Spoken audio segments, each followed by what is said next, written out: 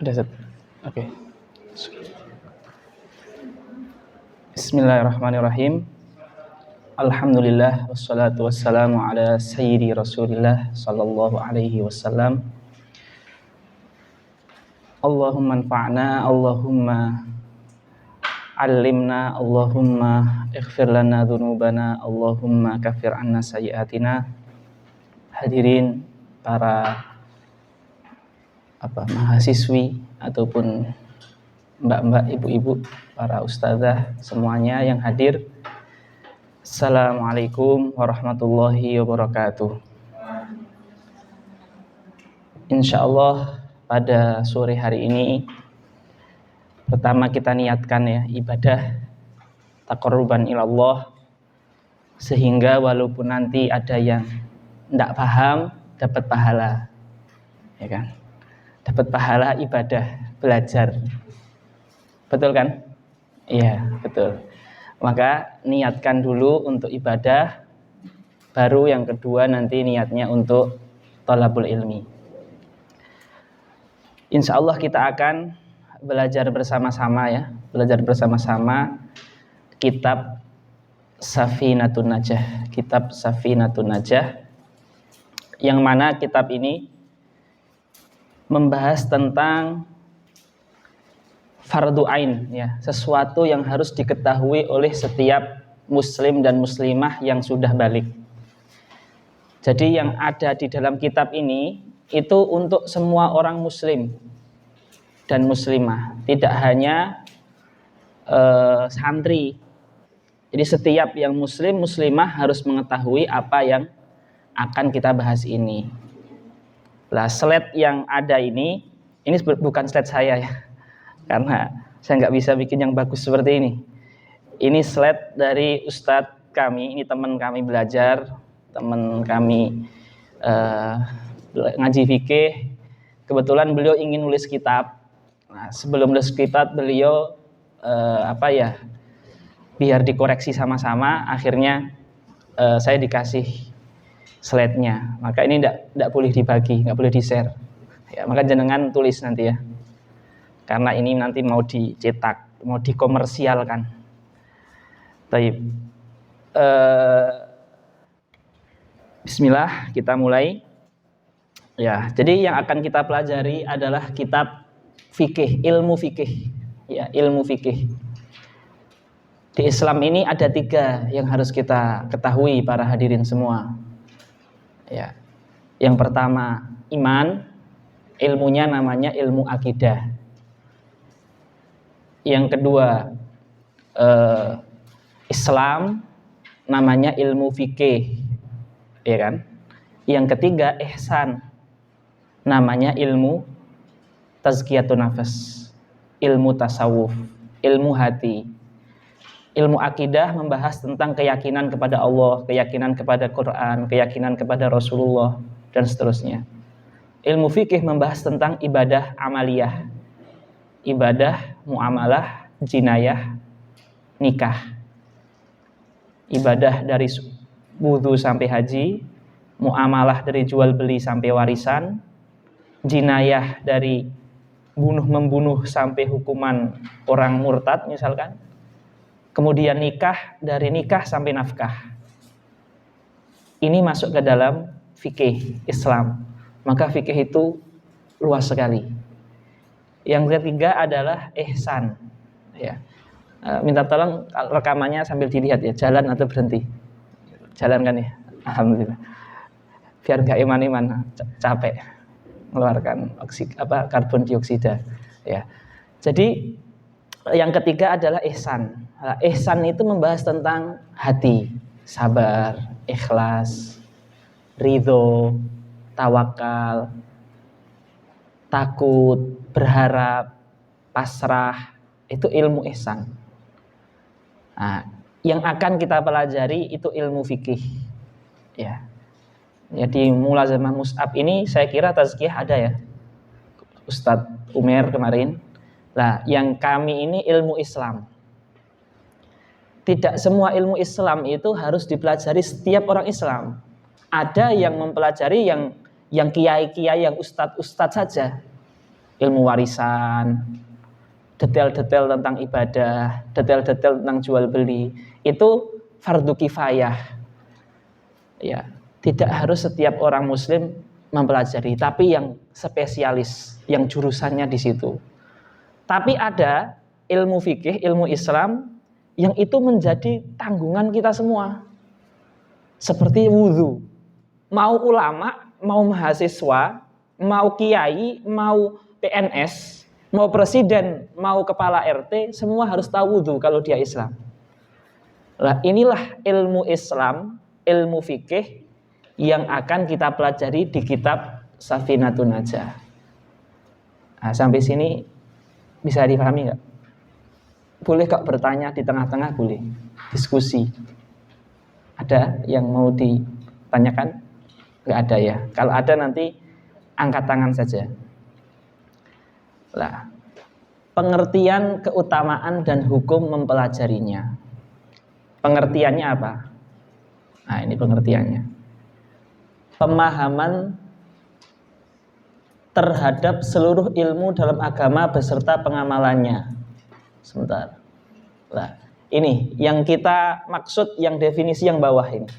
Fikih dalam definisi yang terminologi, bukan definisi bahasa, tapi definisi secara syariat, secara lebih khusus lagi. Karena kalau fikih secara bahasa itu artinya luas. Semua pemahaman tentang agama dinamakan fikih. Kalau kita mau definisi yang luas, tapi bukan itu yang kita maksud di pelajaran kita kali ini. Yang kita maksud adalah yang kedua, ilmu-ilmu atau ilmu yang membahas tentang hukum syariat amaliyah bagi seorang mukallaf. Jadi hukum syariat itu, para hadirin, para hadirat, itu ada 5. Wajib, terus apa lagi? Sunnah, terus mubah, makruh, haram. Fikih dari halaman pertama sampai selesai membahas 5 hukum itu. Wajib artinya dilakukan mendapat pahala, ditinggalkan mendapat dosa. Sunnah artinya dilakukan mendapat pahala, ditinggalkan tidak dosa. Mubah artinya dilakukan atau ditinggalkan sama, tidak berpahala dan tidak dosa. Makruh artinya dilakukan mendapatkan tidak apa-apa, ditinggalkan mendapatkan dosa, mendapatkan pahala. Haram artinya haram artinya ditinggalkan mendapatkan pahala, dilakukan mendapatkan dosa. Jadi fikih itu membahas 5 hukum tersebut terkait amalan kita sebagai mukallaf. Mukallaf itu apa? Orang yang berakal dan sudah balik. Sudah umur 15 tahun atau di atas 9 tahun dan sudah haid, sudah mimpi basah. Itu namanya mukallaf dan tidak gila. Kita kan hidup ini kan berbuat sesuatu kan, beraktivitas. Lah di Islam itu aktivitas kita itu dihukumi dengan salah satu dari 5 hukum. Maka kita nggak boleh seenaknya. Kita gini bisa halal, bisa haram, bisa makruh, bisa wajib, bisa sunnah. Jadi syariat itu mengatur kita. Aturan tersebut berupa hukum. Hukum tersebut ada di ilmu fikih.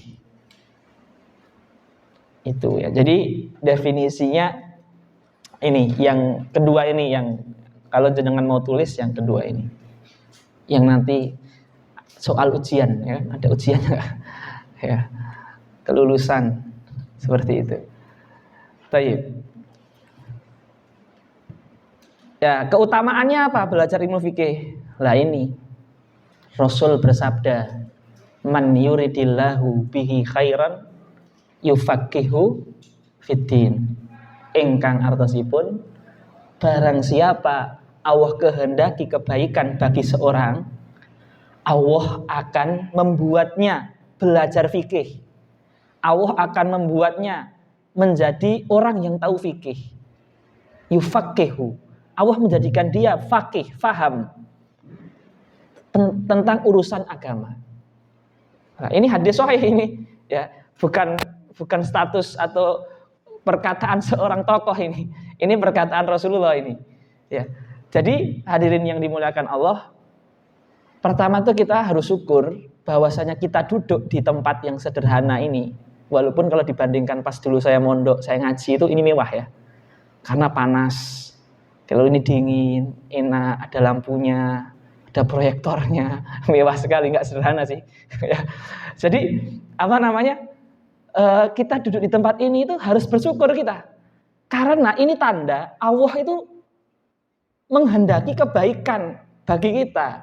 Karena kita di jalan tafakuh, di jalan mempelajari fikih agama Islam. Jadi ini tanda kalau Allah masih menghendaki kebaikan bagi kita. Ya, jadi ini pentingnya. Saya masih ingat, ya, dulu saya punya guru namanya Syekh Ahmad An-Najasi. Jadi beliau seorang ulama dari negeri Ethiopia. Hidupnya itu menjual buku dan mengajar hadis Rasul. Bukhari itu 7.000 hadis. Beliau ajarkan itu gratis, nggak memungut biaya sedikit pun. Selesai Bukhari, beliau mengajarkan Sahih Muslim 5.000 hadis, Abu Daud 6.000 hadis, Tirmidzi 5.000 hadis, sampai sekian puluh ribu hadis balik lagi ke Bukhari.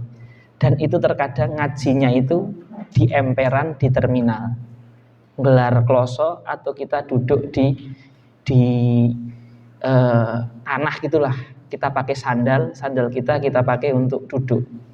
Ya. Karena beliau kerjaan nafkahnya itu pedagang kaki lima, menjual buku bekas. Ya. Jadi kita di sini bersyukur ya, harus bersyukur, nggak boleh ada yang ngantuk ya. Bersyukur kepada Allah, alhamdulillah, seperti itu. Jadi itu keutamaan ilmu fikih ya. Selanjutnya, ya, Ibnul Jauzi dalam kitab Saidul Khatir, mungkin pernah dengar ya, di toko-toko buku banyak dijual, sudah diterjemahkan. Dalil terbesar yang menunjukkan keutamaan sesuatu adalah dengan melihat manfaatnya. Yang merenungkan buah dari ilmu fikih, niscaya ia akan tahu bahwa fikih adalah ilmu yang paling utama. Apa faedahnya fikih? Kita bisa beribadah kepada Allah dengan sempurna. Allah bisa ridho dengan kita karena kita tahu yang haram, kita tinggalkan. Kita tahu yang halal, kita lakukan. Kita tahu yang wajib, kita tahu yang sunnah, kita kerjakan. Sehingga kita tahu perbuatan mana yang mendatangkan ridho Allah, perbuatan mana yang mendatangkan murka Allah. Itu dengan belajar fikih. Maka dengan tahu manfaatnya ini, ya, kita tahu keutamaannya. Karena manfaatnya kita bisa tahu yang diridhoi Allah. Manfaatnya mendatangkan ridho Allah. Ya, maka ini keutamaannya sangat besar sekali. Seperti itu. Nah, sampai sini paham para hadirin, para ibu-ibu, mbak-mbak, mahasiswi, ya. Bisa difahami ya? Kita lanjut ya. Oke. Hukum mempelajarinya. Nah ini. Ya. Mempelajari fikih itu hukumnya fardu ain. Tapi ada kata kunci itu. Yang terkait dengan perkara-perkara yang diwajibkan atasnya. Ini mungkin tulisan beliau lebih mudah lagi gini. Yang kita alami. Perkara-perkara yang kita alami, maka fikih itu wajib. Contoh, sholat kita alami, maka fikih sholat wajib. Wudu kita alami, maka fikih wudu wajib. Jual beli kan kita pasti beli. Kalau jual belum tentu ya. Beli pasti kita alami. Nggak ada di dunia ini yang nggak beli. Ya, maka mempelajari fikih membeli itu wajib. Ya, haji nggak semua haji. Maka yang wajib yang mau haji aja. Yang nggak mau haji nggak wajib. Fikih peradilan, qadha, ya, peradilan, dakwaan, sangkaan, kemudian hukuman dan sebagainya. Bagi pengadil wajib. Bagi kita yang rakyat biasa, bukan di mahkamah, bukan di pengadilan, nggak wajib. Ya, tahu semua fikih, tahu hukum berkurban, hukum zakat, hukum warisan, hukum riba, tahu semua fikih, nggak wajib. Tapi bagi ustadz yang ngajar di pondok, ngajar santri untuk jadi dai, harus tahu, wajib. Wong kalau dia nggak tahu, dia mau ngajar santrinya apa? Ya kan? Tapi bagi umumnya orang nggak wajib. Nah, maka belajar fikih itu wajib ain. Ain itu setiap orang. Ain itu artinya individu, personal. Setiap dari kita ini namanya ain. Mungkin ada yang pernah belajar bahasa Arab ya. Ain itu kalau pas jenengan belajar artinya apa? Mata, ya kan? Nah, tapi nggak hanya mata artinya. Mata air bahasa Arabnya ain, ya kan? Mata-mata bahasa Arabnya ain. Ya. Kemudian orang ain juga. Bahkan seorang suami kalau ingin memuji istrinya, anta aini. Bukan artinya kamu mata saya, artinya ya kamu itu ya hidup saya itu kamu gitu.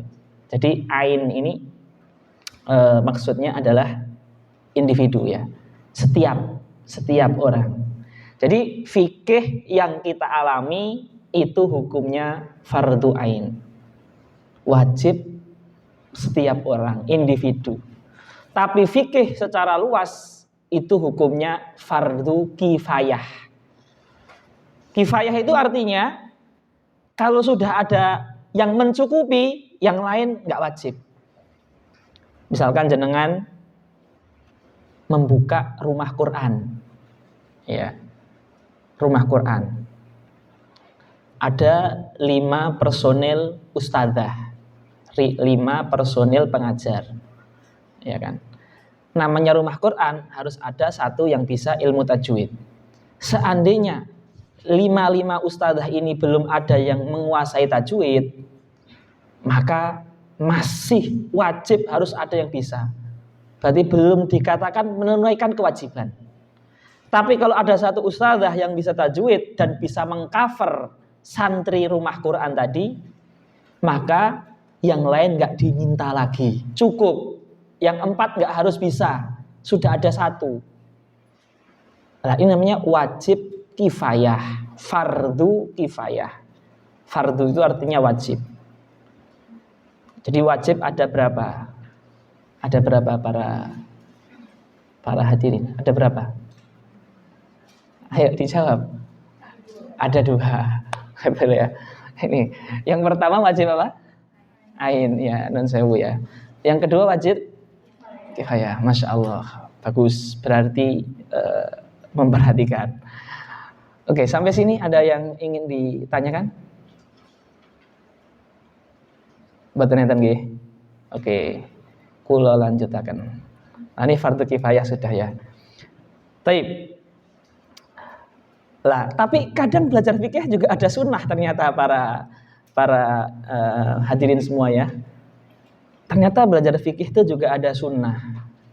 Sunnah itu adalah melebihi kebutuhan, melebihi kifayah. Gini saya kasih demonstrasi ya. Tadi rumah Quran tadi.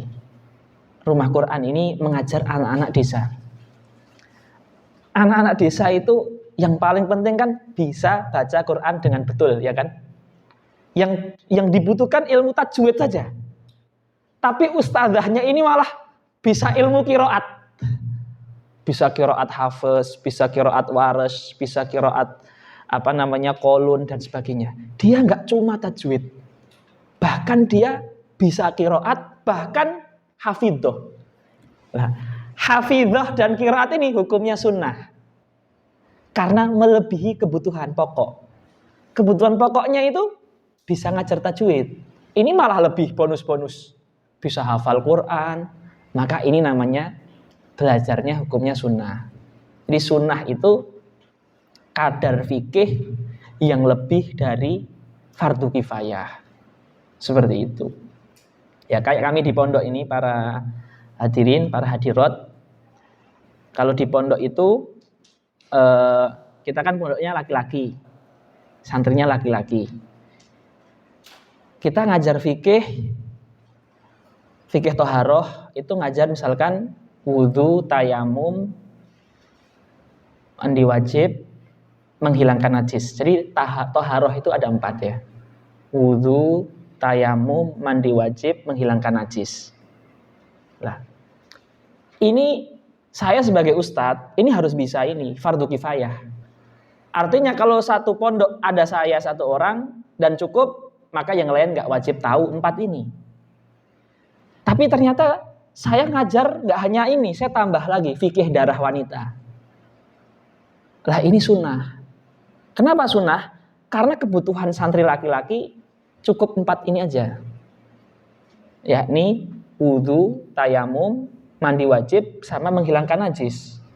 Tapi fikih darah bagi laki-laki kan nggak perlu.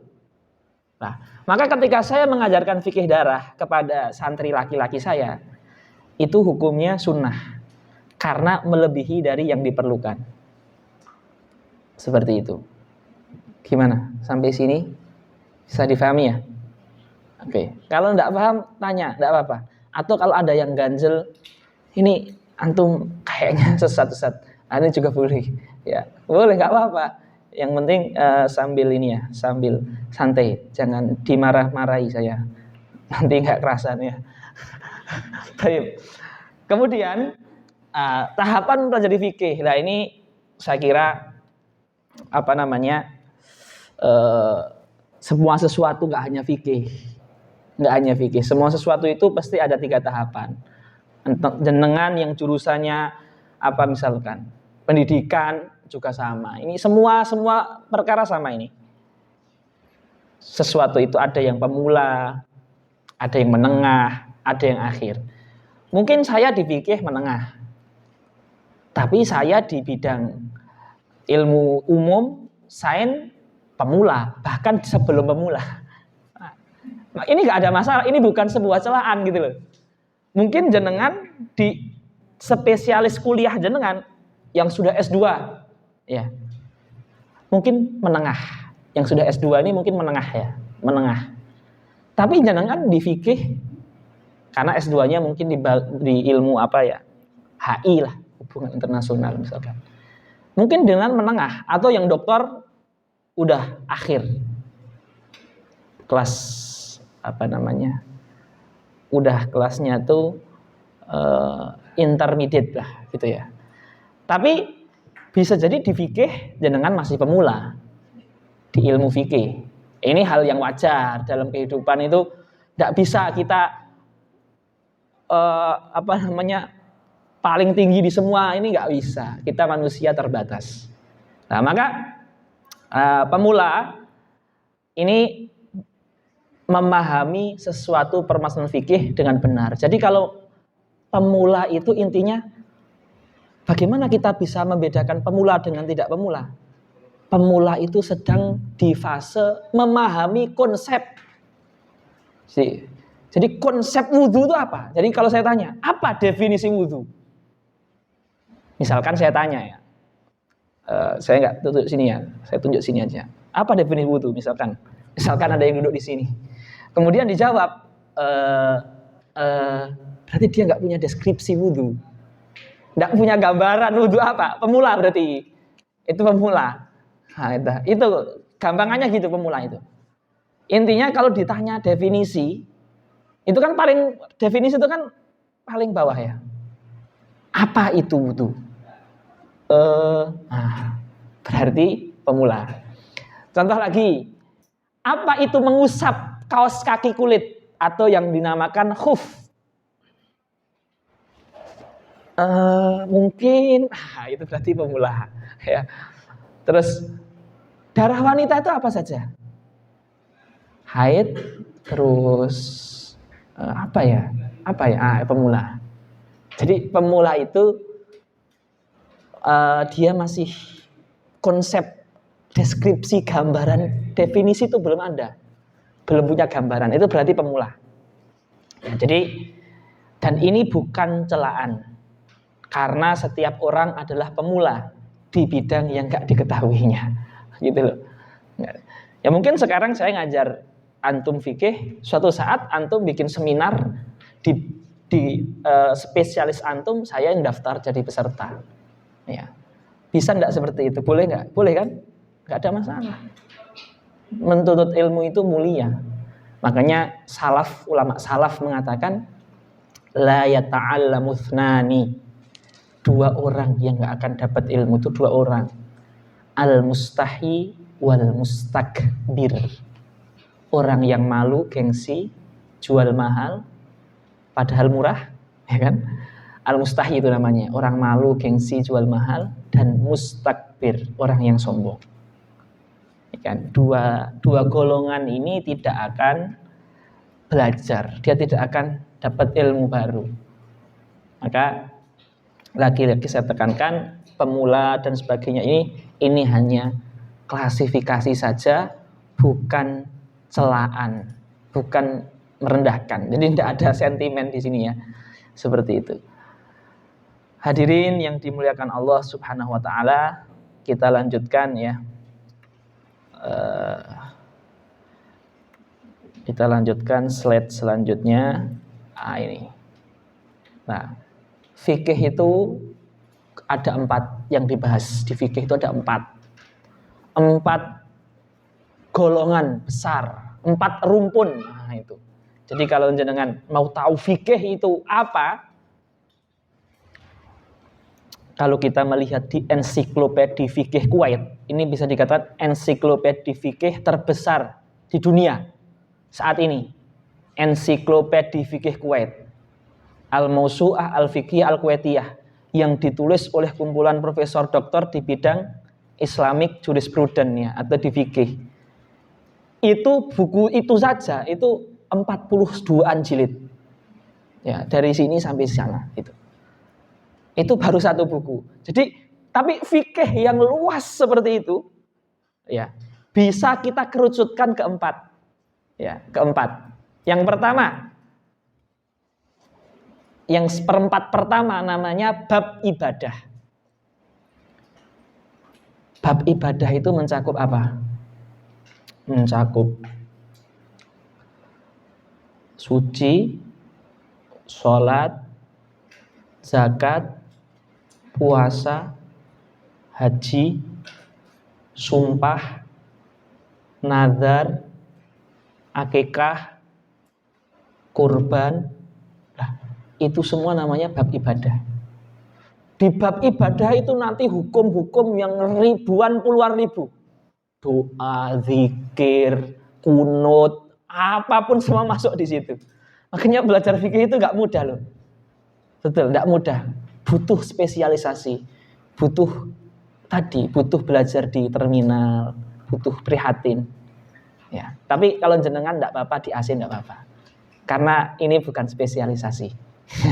Kalau spesialisasi harus prihatin, harus mondok ya, seperti itu. Seperti itu ya. Baik. Jadi itu. Terus yang seperempat kedua itu fikih muamalat. Apalagi sekarang kontemporer ya. Ada akad Shopee Pay, ada Pay Later, ada ojek online, ada TikTok Shop, Tokopedia, banyak sekali. Ada e-tol, e-money, itu semuanya itu bisa dikerucutkan ke konsep-konsep akad yang ada di fikih. Itu semuanya bisa. Tidak ada yang tidak bisa dijawab. Semuanya bisa dijawab. Tergantung orangnya yang jawab siapa. Nah, tapi bisa. Islam sudah menyediakan kaidah itu semua. Di apa? Di muamalat. Ada kitab fikih namanya Abu Suja ya. Itu cuma segini loh, cuma segini. Itu bab muamalat saja menyebutkan kurang lebih 23-25 akad. Dan setiap akad bisa jadi 1 buku. Itu kitab yang cuma segini nih. Enggak ada 50 halaman. Jadi muamalat itu membahas apa ikhwah? Muamalat itu membahas tentang jual beli, utang piutang, riba, sewa menyewa, pegadaian, jaminan, mengembalikan utang, terus money changer itu namanya apa tuh? Soraf. Kemudian warisan, wasiat, perwakilan, perwalian. Aduh, banyak banget. Dan angel-angel seperti itu. Nah, itu. Jadi muamalat itu membahas banyak sangat. Ya. Bahkan setiap judulnya itu bisa jadi buku. Dan setiap sub judul bisa jadi tesis, skripsi. Keren begitu. Ya, seperti itu. Nah, itu terus nikah. Sepertiga yang ketiga di fikih itu membahas tentang nikah. Apa yang dibahas nikah para hadirin?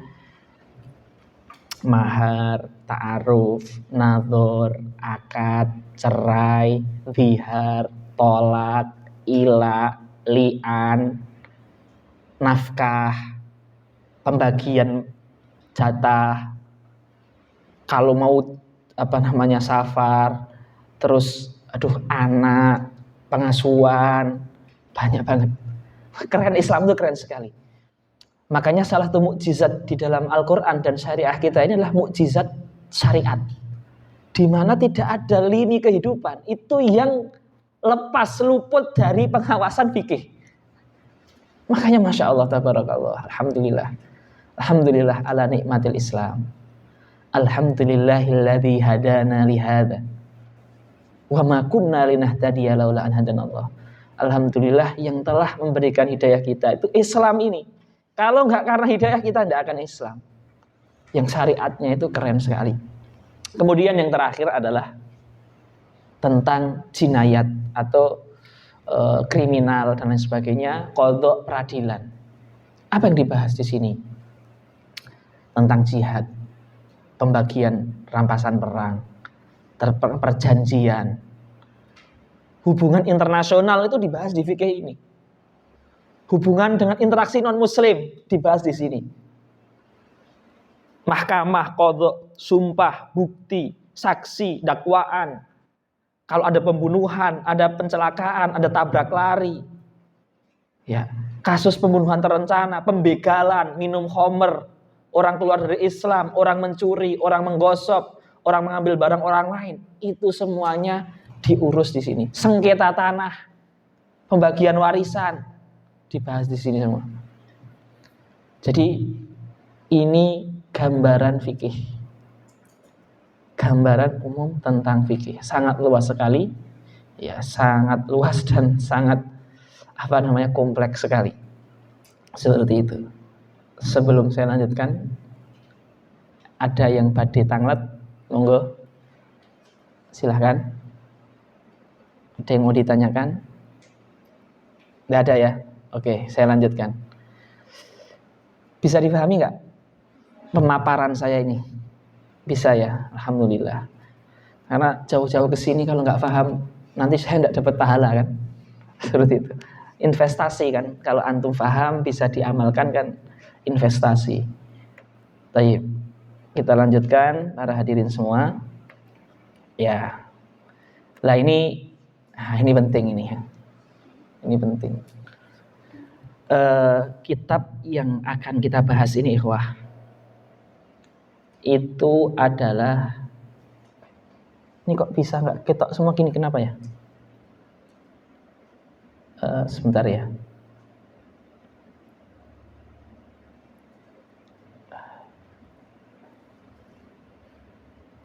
Ya nggak apa-apa lah, yang penting bisa dilihat.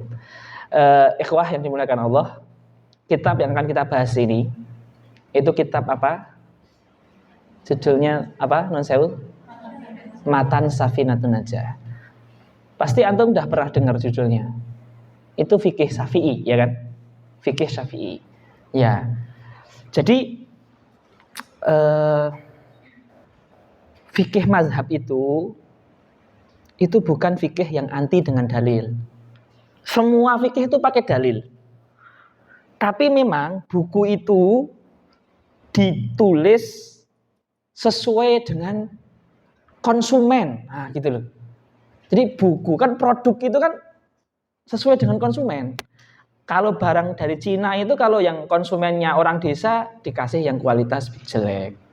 Konsumennya orang kota pertengahan, konsumennya pejabat dikasih yang kualitas tinggi.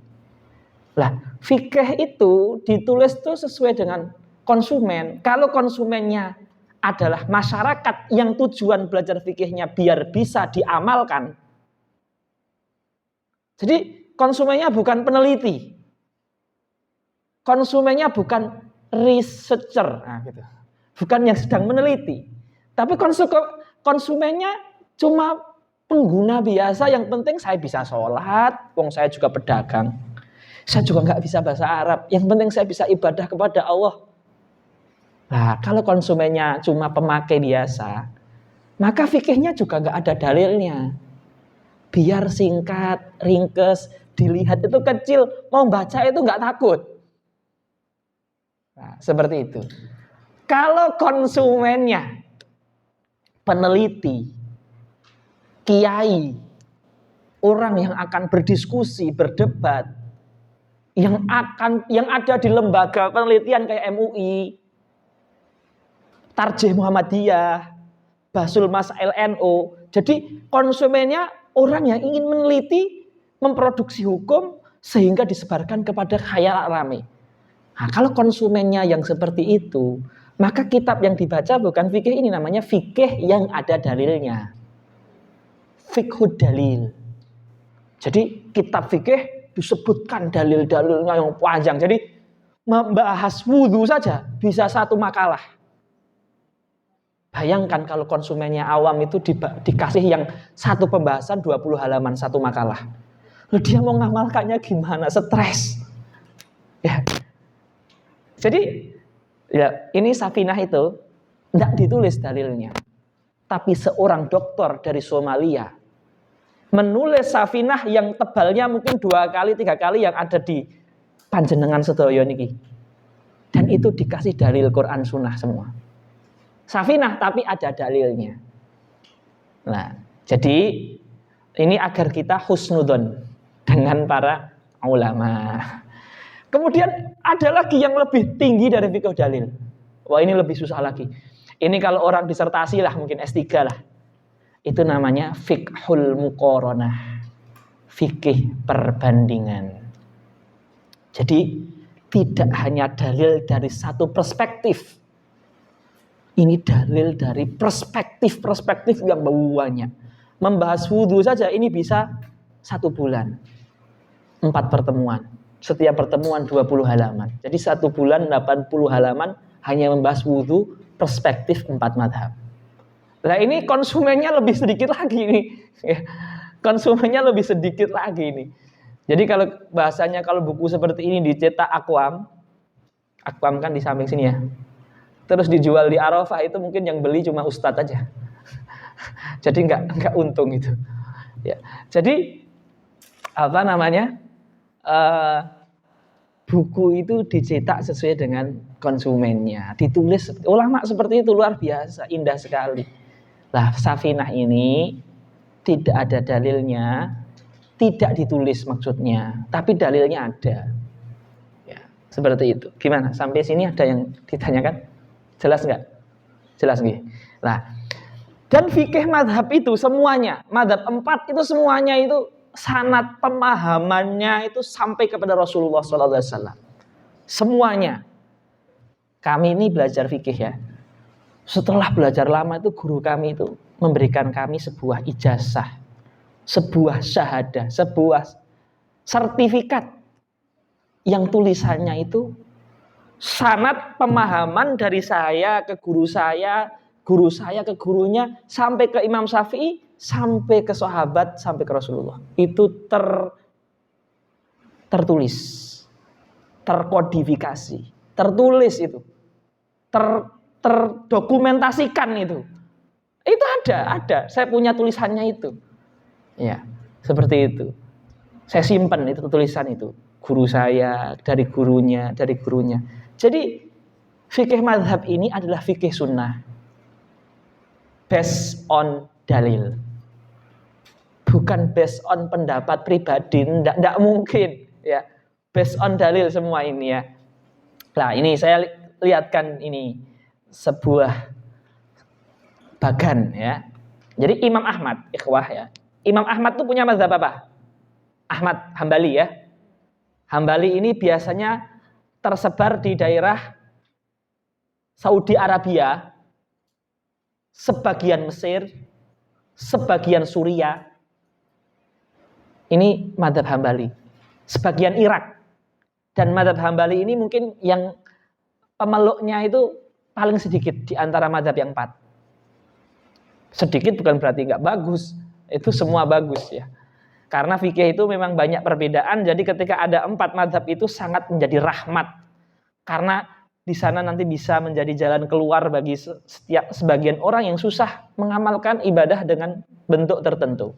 Jadi perbedaan fikih ini rahmat, sikapnya adalah toleransi. Tapi perbedaan perkara yang disepakati, konsensus, ijma, ataupun akidah yang sifatnya pokok, ya perbedaan yang seperti itu sikapnya bukan toleransi tapi nahi mungkar, amar ma'ruf. Ya, Imam Ahmad itu muridnya Imam Syafi'i. Yang mazhabnya terkenal dengan mazhab Syafi'i. Imam Syafi'i ya. Ini muridnya 2 orang. Nih, perhatikannya. Imam Syafi'i ini muridnya 2 orang. Muridnya Imam Malik yang punya mazhab Malik. Dan Imam Syafi'i ini muridnya Imam Muhammad bin Hasan As-Syaibani, muridnya Abu Hanifah yang punya mazhab Abu Hanifah. Ya, jadi Masya Allah tuh Imam Syafi'i itu. Jadi Imam Syafi'i itu lah dari Imam Malik, kalau kita telusuri itu sampai pemahamannya Sayyidina Zaid bin Sabit dan Sayyidina Abdullah bin Umar, dan dua-duanya langsung mengambil ke Rasulullah. Ya, berarti sangat pemahaman fikih itu sampai ke Rasulullah. Ya, bukan pendapat pribadi, enggak. Ada sanadnya. Ya kita belum tahu karena bukan jurusannya, gitu aja. Bukan jurusannya. Kemudian Imam Syafi'i punya guru ya, Muhammad bin Hasan tuh. Muhammad bin Hasan tuh punya guru Imam Abu Hanifah. Imam Abu Hanifah, kalau kita telusuri sanad fikihnya itu, gurunya namanya Hamad bin Zaid. Kemudian gurunya namanya Ibrahim. Ya, terus namanya Alqamah bin Aswad. Imam Alqamah bin Aswad ini muridnya Abdullah ibnu Mas'ud radhiyallahu anhu, sahabat. Sahabat Abdullah bin Mas'ud yang salah satu ahli tafsirnya Rasulullah itu Sayyidina Abdullah bin Mas'ud. Ya. Jadi ini cuma sedikit ya, sebagian sanad saja. Enggak hanya ini, ada lebih lagi. Tapi ini cuma sebagai ilustrasi, sebagai sampel bahwasanya fikih yang ada di Syafi'iyah. Syafi'iyah itu di mana para hadirin? Syafi'iyah itu Asia Tenggara. Mayoritas Mesir. Sebagian India, Afrika bagian Ethiopia, Somalia, Tanzania, Eritrea, bagian itu Uganda. Afrika bagian itu mazhabnya Syafi'iyah. Jadi Syafi'iyah itu terbesar setelah Hanafiyah. Hanafiyah itu lebih besar lagi. Hanafiyah itu di daerah Tan tuh Hanafiyah semua itu. Turki, Turkmenistan, Uzbekistan, Afghanistan, India yang sekian luas itu Hanafiyah semua. Jadi terbesar itu Hanafiyah. Kemudian di posisi ketiga itu dikatakan adalah Malikiyah. Malikiyah itu biasanya di Afrika yang selain yang saya sebutkan tadi. Selain Mesir, Ethiopia, Eritrea, Uganda, Tanzania, Somalia. Selain itu Afrika secara umum itu Malikiyah. Tunis, Jazair, Maroko, Mauritania, Nigeria, Kamerun, Afrika Selatan, terus banyak banget tuh, Senegal, itu semua Maliki semua itu. Salah satu yang terkenal di mazhab Maliki itu hewan yang bertaring, kalau taringnya diambil boleh dimakan. Makanya teman satu kamar saya ketika dulu kuliah itu orang Ghana, hafid, alim, soleh, baik, tapi makan ular. Karena di mazhabnya kalau taringnya diambil halal. Ya karena mazhab Malikiyah seperti itu. Ya. Jadi intinya ikhwah, bahwasanya bermazhab itu adalah sunnah. Salaf. Bermazhab itu sesuai dengan salaf. Kok bisa Ustaz antum bilang bermadzhab sesuai dengan salaf? Lu bisa. Itu di kitab Imam Ibnu Amadini ya dikatakannya. Ya. Lam yakun fi ashabi Rasulillah sallallahu alaihi wasallam man lahu suhbah yadhhabuna madhhabahu wa yuftuna bi fatwahu wa yuslukuna tariqatahu illa thalathah Abdullah bin Mas'ud, Zaid bin Thabit, Abdullah bin Abbas. Tidaklah di antara para sahabat yang melazimi beliau lalu kemudian, maksudnya melazimi beliau itu melazimi Rasulullah. Tidak ada di antara para sahabat Nabi yang melazimi Rasulullah lalu kemudian para manusia mengikuti mazhabnya dan berfatwa dengan fatwanya dan menempuh jalannya dalam beristinbat kecuali 3 sahabat, Abdullah bin Mas'ud, Zaid bin Thabit, dan Abdullah bin Abbas. Maksudnya apa? Sahabat itu kalau menurut sensus Imam Nawawi Bantani dalam kitab beliau jumlahnya kirang langkung kurang lebih 100.000. 100.000 sahabat ini tidak semuanya ulama. Ada yang alim, ada yang ahli perang, ada yang pedagang, ada yang politikus, ada yang diplomat, ada yang awam, macam-macam. Kayak kita macam-macam. Lah, terus mereka belajar agamanya gimana? Mereka belajar agamanya bermadhab dengan madhabnya Abdullah bin Mas'ud. Saya ngikut Pak Yai Abdullah bin Mas'ud. Saya ngikut Ustadz Zaid bin Thabit. Saya ngikut ajengan Abdullah bin Abbas. Ya. Jadi di zaman sahabat sudah ada praktek bermadhab itu sudah ada. Bagi orang yang bukan ulama, yang tidak bisa memproduksi hukum sendiri karena bukan spesialisasinya pedagang, panglima perang. Ya, kalau mau beribadah tanyanya ke Abdullah bin Mas'ud. Mazhab namanya itu. Ya, tanyanya ke Zaid bin Thabit, tanyanya ke Abdullah bin Abbas. Yang mana Abdullah bin Mas'ud kalau kita runtut sampai ke Imam Abu Hanifah. Kemudian Sayyidina Zaid bin Thabit kalau kita runtut sampai Imam Malik, Imam Syafi'i. Sayyidina Abdullah bin Ibnu Abbas kalau kita runtut sampai ke Imam Syafi'i juga, sampai ke Imam Ahmad juga. Intinya apa? Praktek belajar matan fikih Syafi'i, Hambali, Maliki, Hanafi ini bukan sesuatu yang baru. Ini sesuatu yang telah menjadi sunnah tradisi ulama. Baru nanti ketika orang belajar fikih, kok merasa kayaknya saya bakat ya fikih. Akhirnya dia masuk ke spesialisasi. Tingkatannya naik dari hanya sekedar konsumen menjadi peneliti, bahith, researcher. Nanti jadi produser. Jadi dia nggak hanya mengkonsumsi hukum, dia memproduksi hukum. Karena levelnya mujtahid. Bahasa Arabnya, balaghahnya, tafsir Qur'annya. Nah, itu tapi level yang saya menyampaikan ini hanya sebagai muqaddimah, sebagai pembuka agar kita bisa memahami bangunan fikih ini dengan komprehensif lah. Tidak hanya melihat kok fikih nggak ada dalilnya. Itu kan ini sekali ya, sebuah klaim yang sangat besar tapi mungkin tidak berargumen. Nah, seperti itu. Jadi fiqhul mazhab itu fiqhus sunnah, fiqhud dalil. Ya, seperti itu ya. Masih jalan kan? Alhamdulillah. Hadirin yang dimuliakan Allah Subhanahu wa taala, itu kurang lebih muqaddimah ya. Sebelum saya lanjutkan, ada yang ingin ini bertanya? Belum ada ya. Tapi bisa difahami enggak? Alhamdulillah. Ya, ini tentang hukum bermazhab ini saya singgung ini. Ya. Taib. Ya, ini dalam amal ya. Jadi hukum bermazhab. Kayak kita belajar nih, belajar safinah. Belajar safinatun najah. Mempelajari fikih yang di mazhab tertentu. Ini hukumnya apa? Ya, pertama, bermadzhab itu artinya apa? Bermadzhab itu artinya mengikuti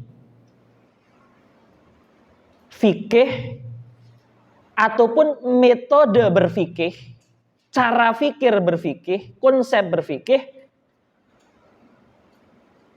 menurut salah satu dari 4 imam madhab. Mengikuti metode Syafi'i, mengikuti metode Hanafi, mengikuti metode Hambali, mengikuti metode Hanafi. Mengikuti salah satu metode atau produk fikih dari 4 madhab itu dinamakan bermadhab. Itu definisinya. Nah, bermadhab itu surahnya, bentuknya, ya, klasifikasinya itu bisa jadi 3. Bermazhab dalam arti untuk belajar, seperti antum ini. Bermazhab dalam belajar, memilih buku mazhab untuk belajar.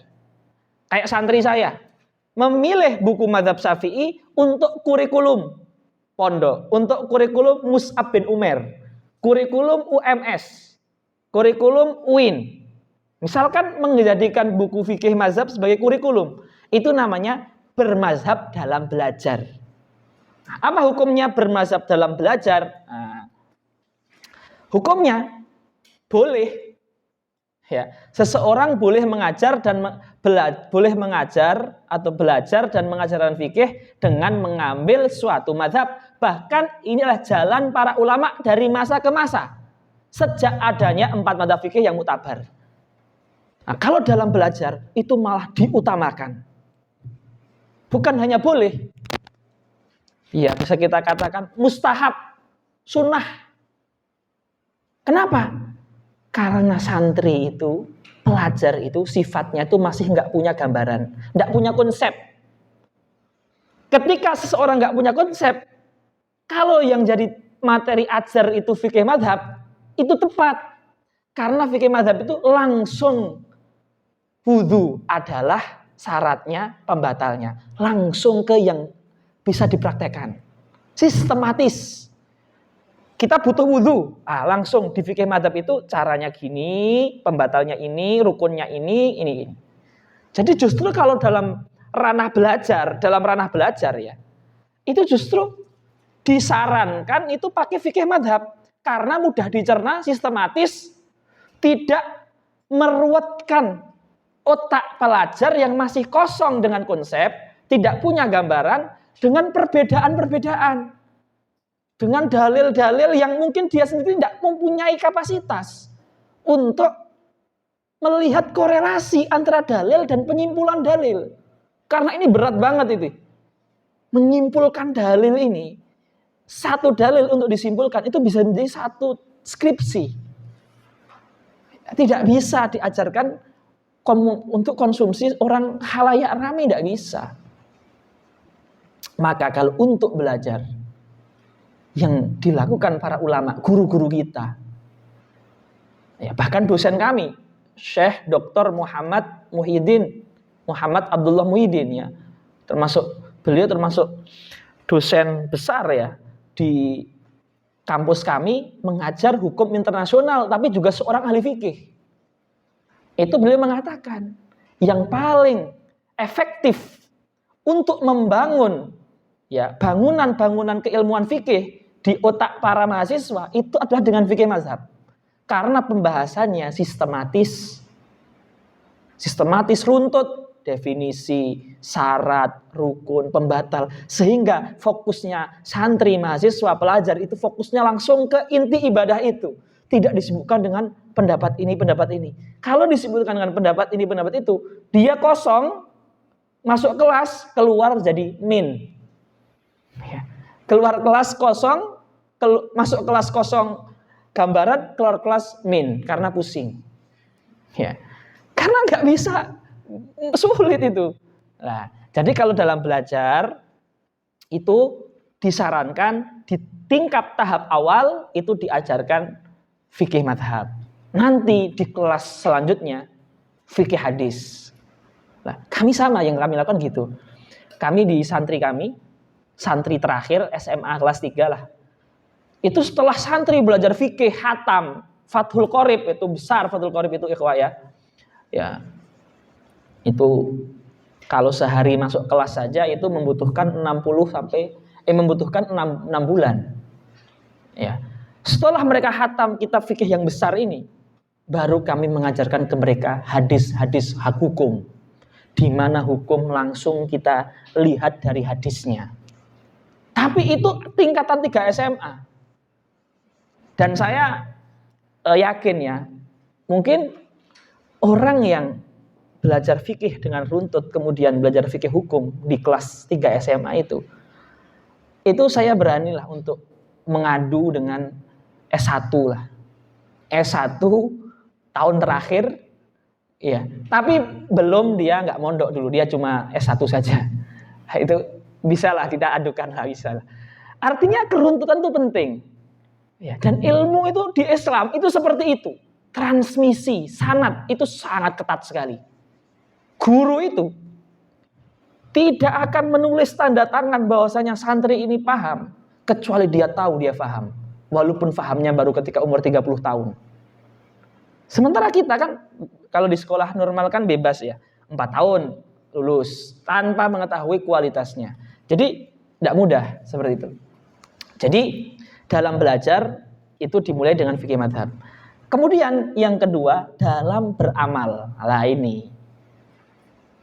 Amal itu apa? Pas kita sholat. Pas kita ingin ibadah. Apakah harus mazhab Syafi'i? Tidak harus. Ya, jadi misalkan antum nggak kunut, nggak apa-apa. Walaupun antum belajar safinah, tapi nggak kunut nggak apa-apa. Kunut juga nggak apa-apa, karena itu kunut mazhab Syafi'i. Nggak kunut mazhab Hanafi dan Hambali. Kunut Syafi'i dan Maliki, nggak kunut Hambali dan Hanafi. Jadi nggak apa-apa, dalam pengamalan nggak harus satu mazhab, nggak harus satu mazhab. Bahkan kalau ada kiai alim yang antum percaya di depan antum itu orang yang fiqh, yang kredibel, kemudian antum tanya hukum, antum boleh mengamalkannya. Boleh mengamalkan. Artinya apa yang antum dengar, antum amalkan. Yang penting orang itu antum anggap kredibel dalam agama dan antum percaya. Jadi dalam ranah pengamalan itu tidak sempit, lebih luas. Intinya, jangan mencari-cari celah untuk biar keringanan. Misalkan, saya ingin nikah, tapi orang tua saya tidak boleh. Ada nggak ya yang boleh nikah tanpa wali? Oh, ada. Ternyata ada ulama ini boleh tanpa wali. Anak ngikut dia tanpa wali. Sehingga nikahnya boleh nikah lari. Terus, tapi kan nggak ada saksi. Wah, cari mazhab yang boleh nikah tanpa saksi. Ada nggak ya? Oh, ada tanpa saksi. Berarti nikahnya, ya sudah, saya berdua aja. Gimana ini? Ngeri nggak? Tapi yang kayak gini nggak boleh. Ya, yang nggak boleh kayak gini, ini haram. Bahkan kayak gini bisa menyebabkan kita keluar dari syariat. Jadi dalam ranah amal tidak harus satu mazhab. Seperti itu. Misalkan nanti kan akan lewat, saya kasih satu contoh masalah. Berkumur-kumur dan memasukkan air ke hidung itu di Syafi'i sunnah. Di Syafi'i sunnah. Dan ini mungkin mayoritas orang Indonesia mengamalkan ini. Bahkan saya tanya santri saya, dari kalian yang berkumur-kumur dan yang masukkan air ke hidung ya. Kalau berkumur-kumur mungkin banyak. Yang istinsyak, memasukkan air ke hidung pas wudu, yang sudah mengamalkan berapa orang? Ternyata sedikit. Karena di Syafi'i sunnah. Tapi ada mazhab yang mewajibkan. Dan saya yakin mungkin ada salah satu dari antum mungkin yang terbiasa beristinsyak, memasukkan air ke hidung. Ada yang selalu istinsyak, ada nggak? Ada. Karena apa? Meyakini wajib. Ya nggak apa-apa. Nggak apa-apa, lanjutkan saja. Jadi dalam mengamalkan itu tidak harus bermazhab. Intinya jangan mencari kemudahan untuk keluar dari ikatan syariat. Mencari ini yang diakali. Sehingga beragama ini seakan-akan nggak beragama. Nah, ini yang nggak boleh itu saja ya. Itu ini kan diperhatikan itu. Tayyib, sekarang dalam fatwa. Nah, ini bukan untuk kita. Ini untuk orang-orang yang duduk di pengadilan agama, yang dalam artian yang masih di negara Islam lah, seperti mungkin di Saudi yang mengamalkan fikih ya. Nah, kalau dalam fatwa, dalam memberikan fatwa, seorang mufti kalau ingin berfatwa harus berfatwa dengan mazhab yang muktamad, dengan pendapat mazhab yang muktamad. Muktamad itu yang sudah lulus sensor ya. Karena mazhab itu ibarat sebuah pabrik yang memproduksi banyak sekali dalil, hadis dan Quran, dan dalam satu masalah itu memiliki banyak pendapat, tapi nanti ada di sensor satu pendapat itu yang paling kuat di setiap mazhab. Lah, pendapat yang paling kuat ini pendapat yang sudah diverifikasi. Misalkan dalam masalah menyentuh perempuan, membatalkan wudu atau tidak. Dalam mazhab Syafi'i ada yang membatalkan, ada yang enggak. Ada yang membatalkan kalau kena dengan syahwat, ada yang tidak membatalkan kalau tidak ada syahwat. Ada 3 pendapat misalkan. Lah, itu dalam satu mazhab itu ada 3 pendapat, bisa jadi. Tapi itu nanti disaring lagi, dipilih yang paling kuat. Lah, pendapat yang paling kuat ini namanya pendapat muktamad. Pendapat yang sudah diverifikasi, dan itu satu. Lah, ini yang boleh difatwakan kalau orang derajatnya sudah berfatwa. Jadi ini bukan untuk kita ya. Jadi untuk kita yang 2 pertama saja. Jadi hadirin yang dimuliakan Allah Subhanahu wa taala ya.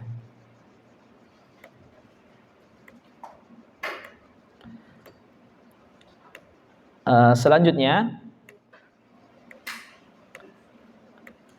gimana? Ada yang mau ditanyakan? Gak ada ya? Paham ya?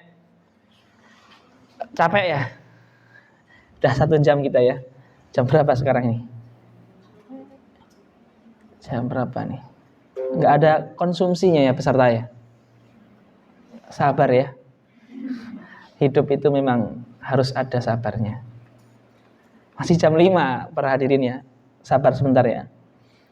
Baik, saya lanjutkan. Bagaimana kita menyikapi perbedaan ulama? Ya, perbedaan fikih terutama ya. Perbedaan fikih.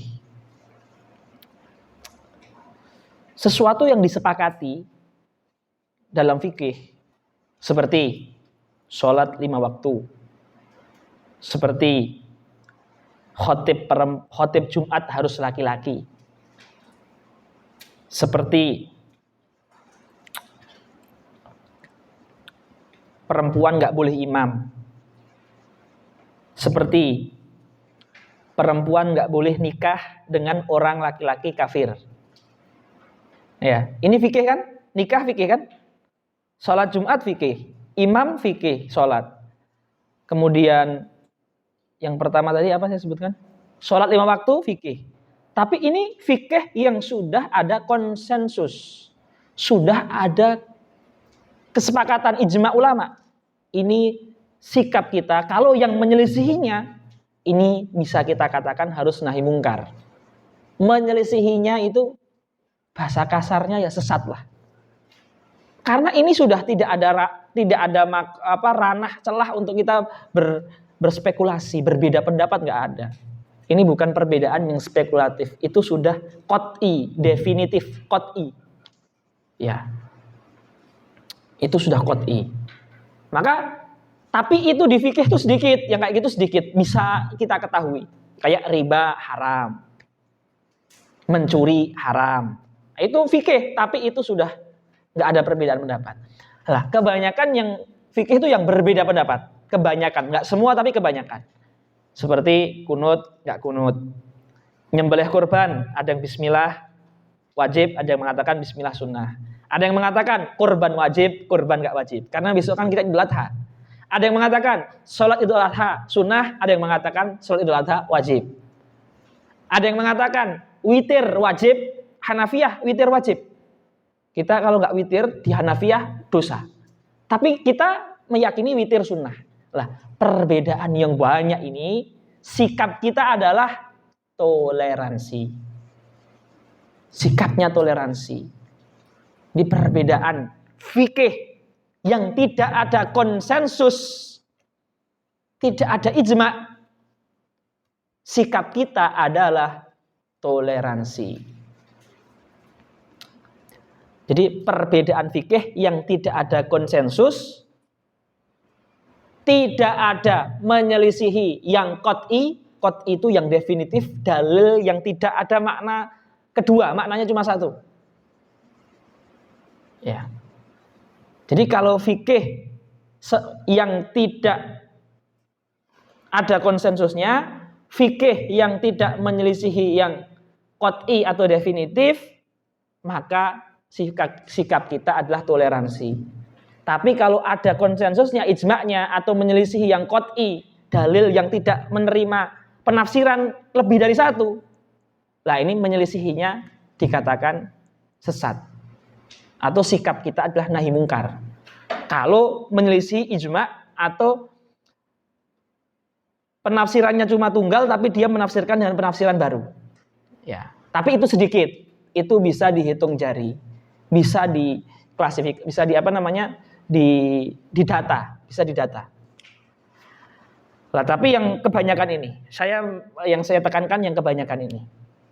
Fikih yang kebanyakan itu sikap kita adalah toleransi. Misalkan ada yang doa iftitah, ada yang tidak. Ada yang sholat Fatihahnya, bismillahnya keras. Ada yang pelan. Nah, itu toleransi semua itu udah. Itu toleransi semua. Ya. Itu bukan ranah fikih yang pokok, apalagi ranah akidah. Bukan, sangat bukan sekali. Ya, jadi sikap kita adalah toleransi. Gitu ya, bisa dipahami sampai sini? Alhamdulillah, insyaallah. Tayyib. Nah, baru sekarang kita masuk ke kitab Safinatun Najah. Ya, kita masuk ke kitab ini. Jadi kitab Safinah ini kitab yang sangat penuh barokah sekali. Pondok ngaji ini, boarding school ngaji ini, ibu-ibu di desa ngaji ini, pengajian umum ngaji ini, pengajian privat ngaji ini, mulazamah Mus'ab bin Umar ngaji ini, NU, Muhammadiyah, Salafi, Haroki, Jihadi, PKS, Ikhwan Muslimin, semuanya ngaji ini. Berkah sekali loh. Luar biasa. Ya.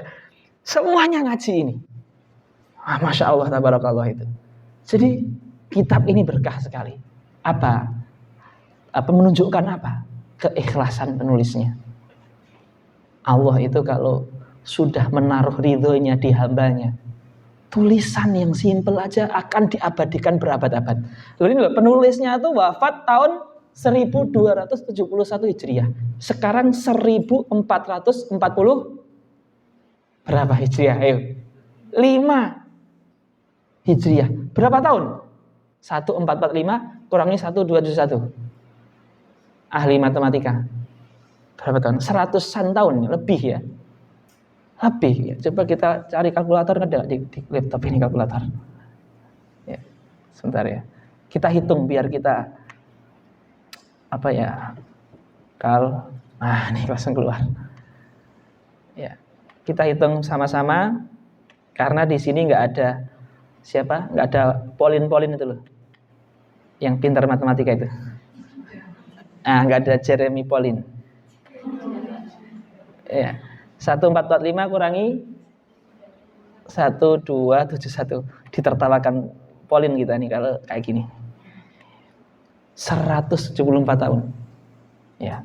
Tapi Allah masih memberikan manfaat. Padahal ini bukan kitab fikih yang eksklusif.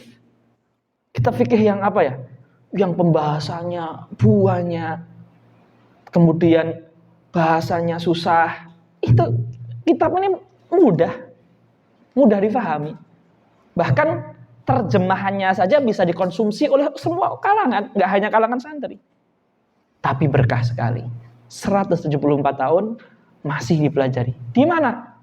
Jangan kira di Indonesia, di Yaman belajar ini, di Mesir belajar ini, di Somalia guru kami Ethiopia belajar ini, Tanzania, Uganda belajar ini, Madinah belajar ini di Saudi, Suriah belajar ini, Yordania, ulama Yordania, Dr. Amjad Rashid, salah satu mufti di Yordania, pelajari Safinah, mensarah, Masya Allah. Jadi kitab ini itu berkah. Dan kitab ini sampai ke pengarangnya itu ada sanad yang sudah terdokumentasikan. Jadi tidak, transmisi sanadnya itu tidak terputus. Jadi kami ketika membaca kitab ini di guru kami, Dr. Muhammad Abdullah Muhyiddin, itu tertulis dengan stempel beliau. Telah membaca Muhammad Setio dari saya. Kemudian saya membaca dari guru saya, Syekh Ahmad An-Nakhibi. Kemudian Syekh Ahmad Nakhibi membaca dari fulan, dari pengarang. Itu ada sanadnya, tertulis. Jadi kalau antum khatam kitab ini, antum berhak mendapatkan sanad. Tapi jangan belajar karena itu. Itu bonus aja. Artinya ketika antum sudah belajar kitab ini sampai selesai itu, antum berada di silsilah berkah tadi.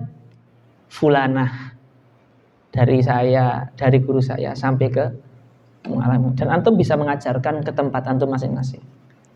TPQ antum, majelis umahat antum, ibu-ibu semuanya. Ya, makanya jangan gaib. Makanya hadir jangan gaib. Tidur nggak apa-apa. Karena tidur itu saya apresiasi. Saya di awal bilang jangan tidur itu bercanda aja. Tapi tidur enggak apa-apa. Antum datang itu bagi saya sudah bagus. Karena sudah melawan banyak sekali godaan. Godaan untuk ngopi, godaan untuk ngeteh, masak-masak, dolan, ke mall, ya, ke bioskop. Jadi antum datang itu bagi saya sudah alhamdulillah. Kalau nggak tidur itu ya Masya Allah lah, itu sujud syukur lah. Ya. Tapi tidur enggak apa-apa, enggak masalah ya. Saya juga paham ya, sebagaimana saya kesini itu juga capek, banyak godaan. Makanya saya kesini itu juga ngajak ustadz itu biar ada semangat. Ya kan kalau sendirian itu nanti nggak kesini, seperti itu kan, seperti itu. Jadi insya Allah ya, ini Matan Safinah ini buku yang sangat barokah sekali. Siapa penulisnya? Ustadz Salim bin Abdullah bin Sumair Al-Hadrami. Asalnya dari Hadramaut Yaman. Jadi ini asal ya, asal dari penulis adalah dari Yaman. Tetapi beliau meninggalnya di Indonesia. Kuburan beliau di Jakarta. Nah, ya. Indonesia ini juga banyak ulama asing yang kesini kemudian ngajar, melahirkan ulama Indonesia. Nah, itulah Islam itu kan memang konsep Islam itu kan nggak mengenal batasan geografis, teritorial. Kita ini kan disatukan dengan identitas Islam, sehingga ketika orang Yaman ke Indonesia disambut, orang Indonesia ke Yaman disambut, Indonesia ke Mesir, itu aslinya Islam itu menyatukan semua. Maka biasa sekali ya pembahasan yang di kitab ini akidah dan ibadah ya. Jadi ini kalau kita mau mengetahui peta pembahasan buku ini apa, ini ditulis oleh Ustadz Fandi yang bikin buku ini. Beliau sudah membagi, jadi antum tahu gambarannya. Jadi yang pertama membahas tentang rukun Islam dan rukun iman. Jadi akidah yang disepakati semua kaum muslimin. Jadi kitab ini itu tidak condong ke sini, tidak condong ke sana. Kitab ini itu semua Islam bisa dipakai. Maka nanti pembahasan akidah yang dibahas syahadat, rukun Islam, rukun iman. Sudah. Mafi khilaf, tidak ada perbedaan antara kita kaum muslimin.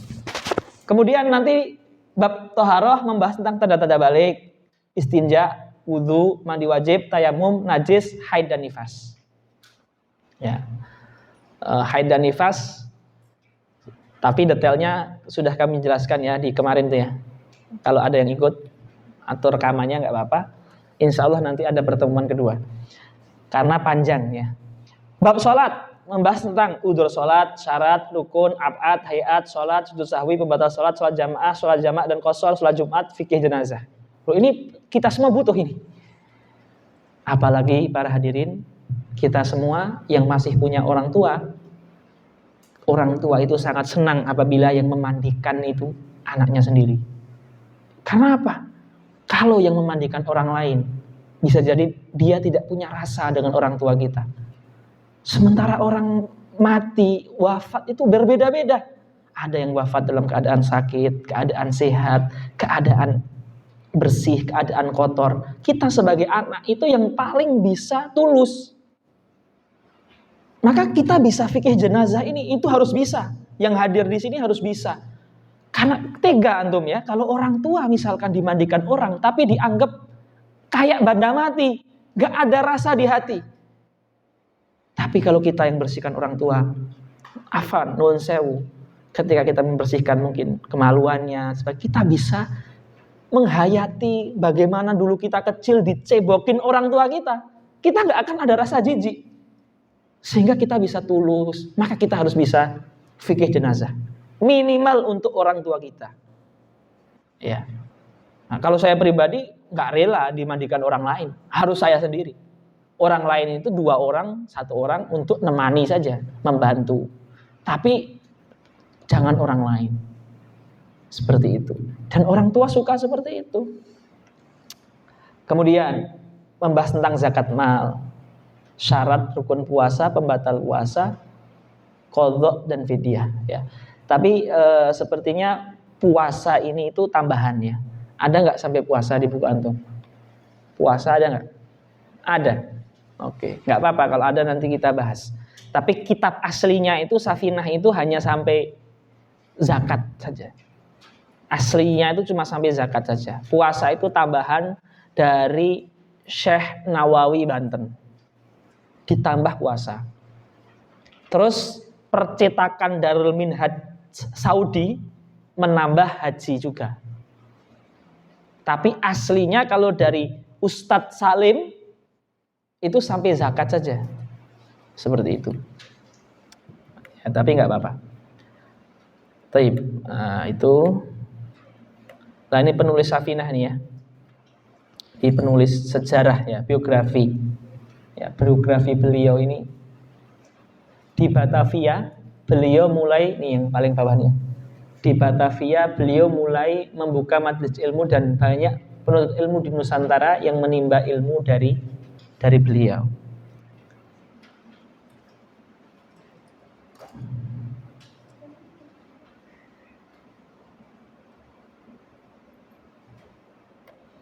Wafat di Jakarta dan dikuburkan di sana.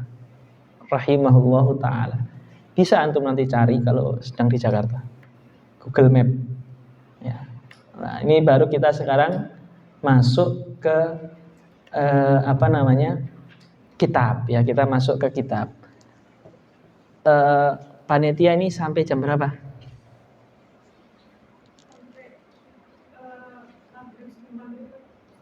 Oh, sampai 10 maghrib ya.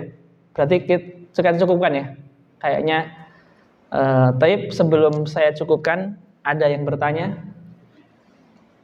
Ada yang bertanya tidak? Monggo Ustazah Bu Mahbub. Ya, monggo. Iya. Tentang mazhab itu kan saya pernah dengar dengan sendiri sama mazhab lain selain disebutkan. Iya. Ini kan mazhabnya mutabar. Mutabar. Apa yang menyebabkan mazhab sendiri? Itu yang tidak mutabar. Bagus sekali. Itu pertanyaannya. Ya. Ini pertanyaannya para hadirin. Kan tadi kita kan membahas mazhab-mazhab tadi ya. Itu kan yang terkenal di kita 4 mazhab kan, yang diamalkan. Bahkan yang tadi kami sebutkan penyebarannya. Dan itu hanya 4. Sementara kalau kita baca Tarikhut Tasyri' al-Islami, sejarah fikih, itu di sana ada mazhab Dhahiri. Nama ulamanya Dawud Adh-Dhahiri dan Ibnu Hazm Adh-Dhahiri. Ada mazhab juga mazhab Laithi. Mazhab Imam Laith bin Sa'ad yang ada di Mesir. Ada juga misalkan mazhab Sufyan bin Uyainah. Ya. Berarti kalau kita katakan mazhab apa? Mazhab Sufyani atau mazhab apa? Yang jelas ada mazhab-mazhab itu. Ya, yang tidak hanya Syafi'i, Hambali, Maliki, Hanafi.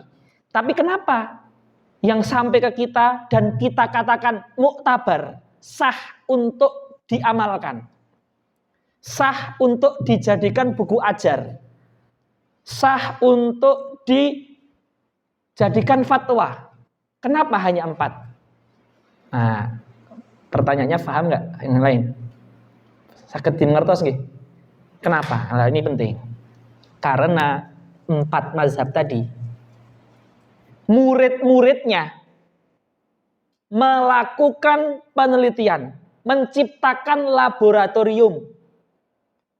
Jadi murid Syafi'i itu menulis pemahamannya Syafi'i, mengkonsepkan pemahaman Syafi'i. Bahasanya tuh disertasi yang ditulis untuk meneliti pemikiran Syafi'i itu dari Syafi'i wafat sampai sekarang selalu ada.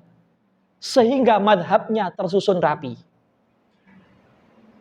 Kita bisa melacak pendapat Syafi'i itu bisa dilacak dari abad ini sampai Syafi'i itu bisa dilacak. Karena setiap abad selalu ada laboratorium penelitian Syafi'iyah, madrasah Syafi'iyah, sekolah Syafi'i. Itu setiap abad selalu ada. Penelitinya selalu ada. Sehingga tidak ada zaman yang terputus dari fikih Syafi'i. Datanya lengkap, bisa dilacak. Tulisannya lengkap, manuskripnya bahkan sudah dicetak menjadi buku-buku yang bagus dan luxury ya, buku yang mahal-mahal. Nah, begitupun Maliki, Hanafi dan Hambali. Sehingga 4 ini dikatakan muktabar. Karena apa? Karena ulama sekarang yang mengaku Syafi'i, yang mengaku Hambali, dia bisa melakukan penelitian dan sumbernya tersedia. Sementara mazhab yang lain, murid-muridnya tidak mendokumentasikannya. Sehingga ketika kita mengatakan dohiri, kita nggak bisa penelitian. Karena dohiri itu sudah habis di abad sekian. Setelah itu nggak ada lagi buku-buku. Ada kita temukan buku, tapi buku di abad itu. Ulama setelahnya tidak menulis penelitian yang banyak gitu loh. Sehingga informasinya itu terbatas. Makanya dikatakan tidak muktabar. Kekurangan sumber seperti itulah. Maka dari itu 4 ini muktabar. Maka kalau kita kumpulkan karya di mazhab Syafi'i saja, itu mungkin sudah menjadi satu perpustakaan. Misalkan karya mazhab Syafi'i tentang kaidah fikih, karya mazhab Syafi'i tentang usul fikih, karya mazhab Syafi'i tentang fikih, karya mazhab Syafi'i tentang maqasidus syariah, karya mazhab Syafi'i tentang fikih jinayat. Ini kalau dikumpulkan, satu ruangan nggak cukup untuk mazhab Syafi'i saja. Saking diperhatikannya, saking memperhatikannya, murid-murid atau spesialis-spesialis di mazhab Syafi'i ini dalam mendokumentasikan dan meneliti mazhabnya Imam Syafi'i dan imam-imam yang lain. Nah, itu Ustazah ya. Jadi ini kurang lebih kenapa kok ini dinamakan mazhab yang muktabar yang 4 ini. Sementara yang lain itu tidak muktabar. Seandainya yang lain dikhidmah ataupun disupport seperti 4 ini, akan jadi muktabar juga. Akan jadi muktabar juga. Wallahu ta'ala a'lam bishawab. Yang lain silakan monggo. Kalau ada yang bertanya, silakan. Ya. Bisa difahami nggak penyampaian saya para hadirin? Bisa ya. Alhamdulillahirabbil alamin.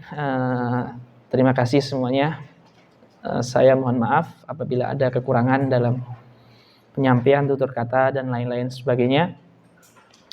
Silakan setelah ini yang mau istirahat ya. Kalau capek. Aqulu qouli hadza astaghfirullah li wa lakum. Assalamualaikum warahmatullahi wabarakatuh.